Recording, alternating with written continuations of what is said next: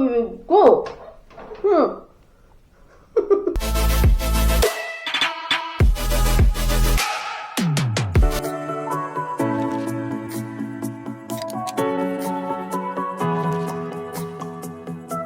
Hi guys! We're here. So, para akong tanga kanina kasi salita ako ng salita, hindi pala siya nagpi-play. So, ayun, ganito pala siya dapat gawin.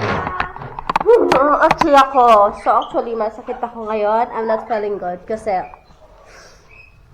yung mga kids kasi kakatapos lang nila ng fever. So, bago lang sila gumaling and ngayon, parang ako na naman yung dinadapuan ng sipon, ubo, at saka, sana wag naman lagnatin, no? So, yun nga. Ang hirap ang salita. Parang akong na-achi na, ewan, nakakainis. So, ano kaya ginagawa ni Max doon? Check natin. What is that, Max? Oh, I went there. So, his papa's there working. So, yeah. I like this. Alam mo ba? First time kong gamitin tong small camera na to. And here, yes. Hi, I'm here. Kaya diba, sobrang convenience gamitin ng ganito mga camera kasi napaka-small. So, ayan. Nandito tayo sa kwarto ngayon. Sa medyo hindi ko muna pakita na medyo magulo. Hindi kasi nag-ayos. Wala ko sa mood. Gusto ko lang siya i-try if it's really work or not. Or mas clear ba siya. Yes. Check natin si Bella. Ayun na naman siya. Alam mo ba kanina, dito siya nakahiga. Ngayon, pag check ko, nandyan na siya. Pati munti ka na talaga siya mahulog doon. Sobrang likot na kasi nito eh. Na, Bella? Ha? You're so makulit na. Sobrang likot mo na, no? So, buti na lang is today, Monday. So, wala akong pasok. Day off namin kasi pag Monday to Tuesday. So, yeah. Makapagpahinga ako ng maayos. Kaso nga lang, syempre, pag kahit na nandito naman ako sa bahay, I mean, hindi pa rin sulit yung pahinga kasi may mga bata. As you know, itong maliit ka, tawa na tawa.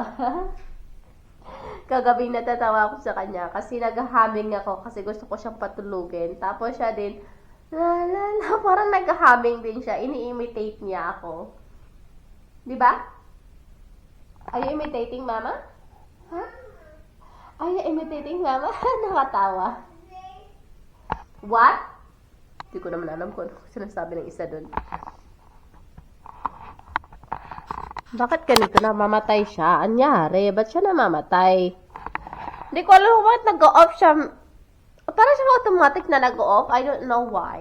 So, okay. I just want to try this camera. If it's really work. I think palubat siya or what. So, okay. Bella, can you please move here? A little bit. Okay? Ein Moment. Max? Oh, sorry. Sorry. Oh my God. Umiyak siya bigla. Max, what are you doing there? Ay! Ayun kasi yung nakaiga na siya lagi. Gusto niya ini-entertain din. So, let's go to Kuya Max and check. Huh? Hi, Kuya Max. What are you doing there? Nasa bed ata. Max? Where are you? Oh my God, here he is again, making trouble here. This is what he's doing. This is his job here. Always making a mess and touching her sister things. Max, out, out, out. Let's go out. That is working here. So let's go out. Bring your things. Here, this is your toys. Bring your toys.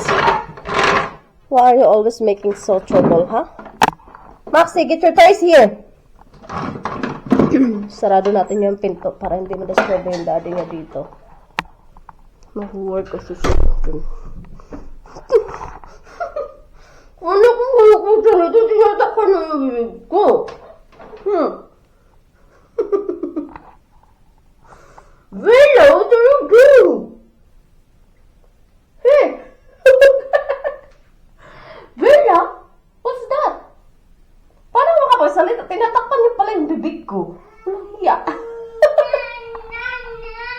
Tinatakpan niya yung bibig ko, kaya pala hindi ako makapagsalita. Di ko alam kung bakit niya tinatakpan. Naiingayan ka ba kay mami? Ha? Naiingayan ata siya. Tinatakpan niya yung bibig ko. Grabe. Where are you? Basta na naman yung kuya niya. Oh, here you are again. Are you tired now? Okay, take a nap now. Okay, good night. I love you. Turn off the mommy light. Sleep well, Naika, okay? You need to take a nap, okay? Good night. Mwah. See you later, yeah? Sleep well na, mama. Sleep well. So, mag-take a nap siya. Pag alam niyang pagod na siya, diretso na yan siya sa kwarto niya. Diretso na siya higa dyan. So, hindi mo na kailangan tanungin if matutulog ka ba o hindi. Pero one time lang yan. Pag sinabi ko, mag-take a nap pa na, punta na siya sa kwarto niya. Immediately, ganun siya. Sobrang good boy ng kuya namin. So yeah, that's it for now. Bye-bye. So hi guys. Tulog na pala yung baby ko. So silang dalawa is tulog na. Ayun, kakalagay ko lang din ni Bella sa baby swing niya. And yes, ayan siya. Sana tulog-tulog yung tulog niya. At i-check natin si kuya Max kung tulog na ba talaga siya. Kanina pa. Kasi few minutes pa lang yung sinabi ko, okay, matulog na ka na. Check natin.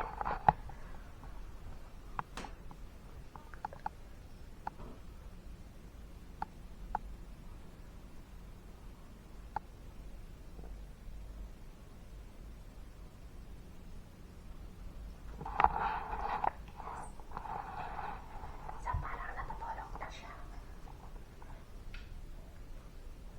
So, ngayon, dahil tulog sila, plano kong gumawa ng lumpia.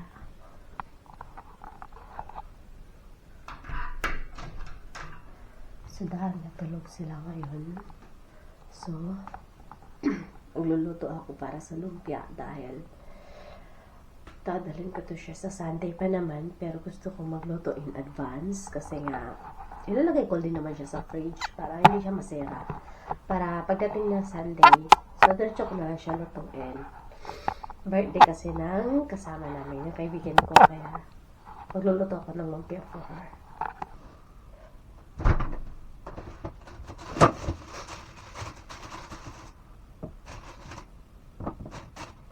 So, may pork mince ako dito. Yung gagamitin ko. Buti na lang pag-groceries na nila. Wala akong scallion ngayon, so, coriander na lang siguro.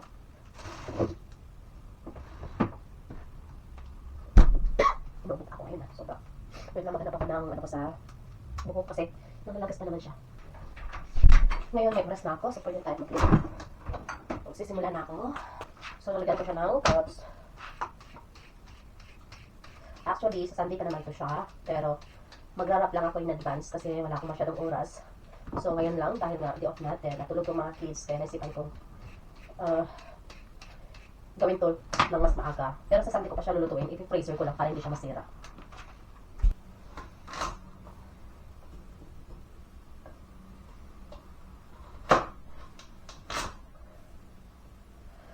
Pwede ko rin siya no?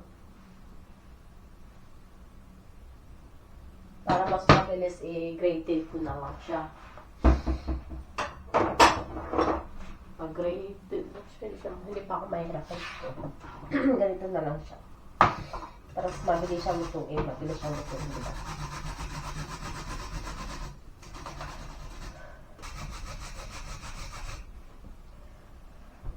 Parang tama na ata itong carrots. Parang sobra kasi siya. Mas marami yung carrots. Tapos konti lang yung karne. Or nadagdagan ko yung karne. Hindi ko kasi alam kung kano pa karami. Baka mamaya masobrahan.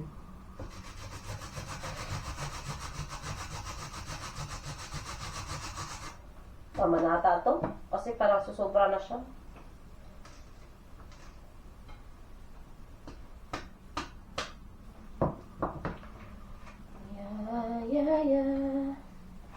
Wait lang, maghugas lang ako ng kamay. Yes, tama na to. Medyo marami na siya. Kasi lang parang hindi ako convinced sa sa karne. Parang kunti lang siya. So, magdadagdag tayo ng karne. I mean, magdadagdag ako ng minced meat. Kasi baka mamaya kukulangin. Meron akong 40 pesos dito. So, hindi ko alam kung magkano yung magagawa. Basta 40 pesos. 40 pesos na wrapper. Papa, lambot muna tayo ng minced meat. Kasi nalagay ko to sa freezer, beef to. Tapos, ito naman is pork. So, ito yung nabili ni Daddy Raw. At ito naman yung beef last time. So, papalambutin lang muna natin bago ako magsimula. So, ngayon, mag-chop lang muna ako ng onion. Isang onion lang.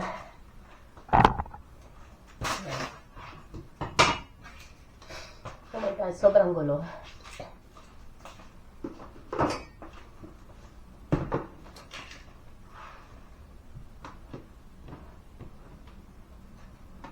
So, dito kasi, iba sa Germany. So, dito pag may mga celebration, pag may mga birthday, for example, yung kaibigan mo may birthday, so dapat may dala ka. Hindi yung dahil imbitado ka, wala kang dadalhin, gano'n. Hindi tulad sa Pinas na pag inimbita ka, wala kang dadalhin kundi kaibigan lang, ganito. Kami dito yung instead of gift, yung gift is advance na din yun, bonus na yun. Pero, much better kasi pag may mga occasion, kahit ito ganyan, celebration, yung ibibigay namin is food. So, parang kanya-kanyang food yung dala, para naman, yung isa, hindi mahihirapan na magluto lahat. So, depende naman siguro yun sa grupo, di ba? Depende din kasi sa tao. And then, nasa sayo din yun kung mag-contribute ka ng food, or magbibigay ka ng gift, gano'n. So, nasipan ko,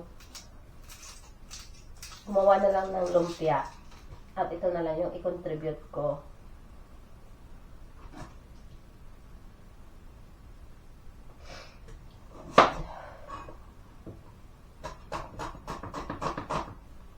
Well, hindi ka naman ino-obligate na magdala. Kusang loob lang, ganon. Dito ko lang din yan na experience. Alam mo yun? Kasi nung nanganak ako, grabe, dito ko lang na-experience yung bayanihan, yung parang damang nagkikare sa'yo. Though wala akong family dito at mag-isa lang ako, pero nung panganak ko kay Bella, may mga nagbibigay ng food sa akin sa hospital, yung mga church member, ayun, nagbibigay sila ng food. So, ganun pala yun. So, parang sabi nila, this year lang dito, bago lang dito nila ginagawa yan. Pero last time, wala talagang walang parang care na, tawag doon? Hindi ko alam kung anong tawag doon. Pero last time daw, hindi ko alam kung kailan nila ginawa to. Pero last time daw, hindi sila ganito na pag may mga nanganak sa church member, mga magbibigay ka ng food, wala daw ganun. Ngayon lang daw nila ginawa yan. Siguro lumalaki na rin kasi yung church namin. So, it's actually Baptist church. It is an international Baptist church, which is all foreigners can go there, where whatever your culture is, or kung anong lingwahe mo, and we are open to anybody. So, pwede kang pumunta doon, kahit wala kang kakilala, pwede kang magsimba doon, gano'n. Tapos, yung church namin is like, it's like a family talaga. So, di ka dapat mahiya.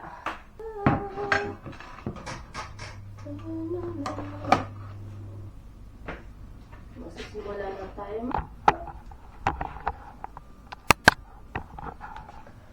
So, ayan, magpapainit muna tayo ng ating kalan. Tingnan mo itong isa, oh. Pagpasok ko dito, ganito na siya. Gising na pala! Gising na ang aming Elabel. Ha? Elabel, amang Bellabel. Gising na, tingnan mo. Untik na naman siya mahulog dito kasi hindi ko siya nila. Kasi nga, tulog siya kanina. Ayaw kong disturbuhin. Ayaw ko siyang galawin pag tulog. Kasi baka mamaya ayaw na matulog. Hi!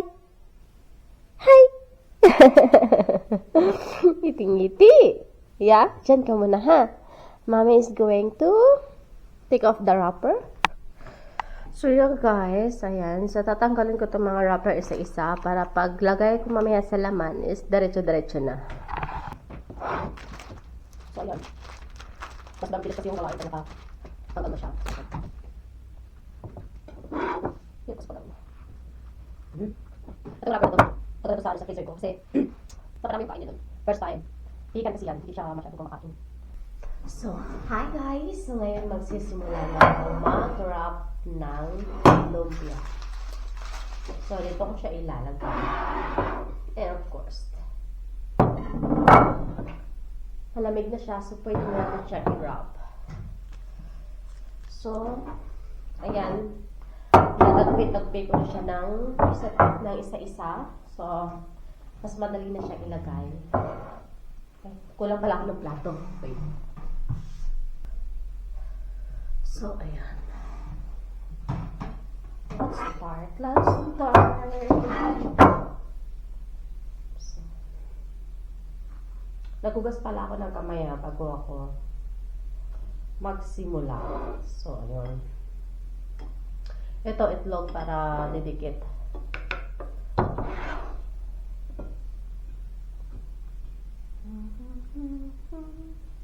Ganito natin siya ilagay. Ganito.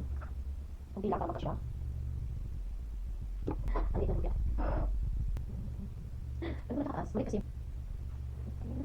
Hi guys! So, sakto lang pala yung paggawa ko ng palaman sa lumpia. Kasi sobrang enough lang niya. This is only 40 pesos. And then, the last one. So, diba? Napaka-perfect. Hindi sobra, hindi kulang. Ganun. So, perfect na perfect talaga. Sakto lang yung paggawa ko. Kunti na lang yung sobra. Ganito lang siya. Pwede ko naman siya ilagay lahat. Pero, mag-ano kasi siya. Magbukol ba? Anong tawag dun? So, hindi lang natin pasobrahan. So, pwede nyo na rin itong iulam sa kanin. Sobrang ano. So, ayan. We're done. So, ito lahat yung nagawa natin. Ito lahat yung nagawa natin for 40 pesos. And ganito siya kalaki. Diba? Sobrang perfect. Kasi, kunti lang yung natira niyan. Siyempre, mamaya ulamin natin yan. Pero, siyempre, titikman natin to. Magawa din ako ng 10 pesos para ulamin namin for dinner. Tayo muna yung titikim first bago sila. Charit! So, isang subo mo lang to, ganito kaliit. Oh. Diba? Sobrang liit. So, ayan. Anyway, hindi ko natapos yung itlog natin. So, pwede ko pa itong prituhin para hindi naman masayang. Hindi lahat na tapon lang natapon, diba? So, well, pwede ko siyang ihalo dito. Tapos, sabay prituhin mamaya. Maparaan tayo mga Filipino. So, dapat ma-discard sa mga ulam. So, experiment. Masarap pa rin naman to. So, at least, hindi ko na kailangan timplan yung itlog, diba? Kasi may lasa na siya. Masarap na siya. Siyempre, ako yung gumawa. Charit. Anyway, si Bella, sobrang ingay. Kanina pa yung burara ng burara. Magpapakuha. Nilagay kasi siya ng daddy niya sa couch after feeding. So, yeah, busog na po yung Bella-Bell namin. So, ayan, tapos na tayo. Ayan, finally, we're done. At hindi ko na talaga iisipin kung kailan ko gagawin to. Dahil, pagdating ng araw sa Sunday, lulutuin na lang siya diretso. So, hindi na kailangan mag-wrap pa, mag-bisbilisan. Kasi gagawa pa din ako ng, sa Sunday na ako gagawa din ng pandesal. Kasi yun din yung request nila is pandesal. So, yes, hello. Ito yung nagawa natin lahat. And then, may sobra pa. Kaya mamaya piprituhin natin to. 40 pesos. Ganito siya kalaki. Ang cute, diba? So, yes. Yes, alam nyo ba, after kong gumawa ng lumpia, syempre, nagluto agad. Asikan. See that? Oh, luto na siya. So, ngayon, ilalagay natin siya sa strainer. Strainer natin siya bago natin kainin. Kasi sobrang init naman, no? So, dahil nga... So, syempre, dahil luto na siya, so ilalagay natin siya sa strainer. Pag ako ngayon sa Bebe Bella, kasi ayaw niya magpalagay. Sobrang ano niya na ngayon, clingy. Ilagay mo lang siya sa bed, saglit, agoy, ayun. Nagsisigaw na sa iyak. So, maaga ko siyang niluto dahil gutom na rin ako. And para naman makakain din si Max later. So, at least, pag kain niya nito, malamig na siya. So, diba? Ayan na siya. Luto na po ang ating lumpia. 10 pesos lang po yung kinuha ko. Ang 10 pesos lang po yung niloto ko. Yes! So pretty, right? So yeah, guys, that's it for today. Thank you for watching. Please don't forget to like, share, comments, and subscribe. See you next time. Bye!